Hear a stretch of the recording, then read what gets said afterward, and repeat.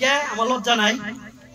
তোর বাবা দুইবার এমএলএ আসিল, আর ওর এই ওয়ার্ড এই খন্ড আর এই রাস্তার জন্য সরকারি ভাবে স্যাংশন হইলো বহুত টাকা, ওই রাস্তার কাম না কইরা টাকা সব পকেটে ঢুকাইলো।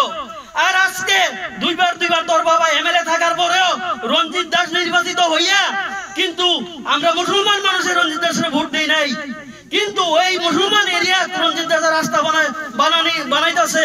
আজকে তোর যদি লজ্জাই যেত তোর তো ওইটা কথাই বলতি না, কিন্তু আইস অব্দি এই বেচারা কিন্তু আমার সামনে আর বলে না এই কথা ঘর পড়ার থেকে। কিন্তু জেলা পরিষদ একে আবেগ সৃষ্টি করে দিয়া ভোট নিল, কলাবাগাতে একসাথে মাইরা দিলাম শামসুল ভাইয়ের ছেলে। কিন্তু আজ অব্দি উনারা কি আইসা আপনাদের সাথে দেখা করে? কি সুবিধা দিল আপনাদেরকে? তাদেরকেও বিগত দিনে প্রশ্ন করবেন।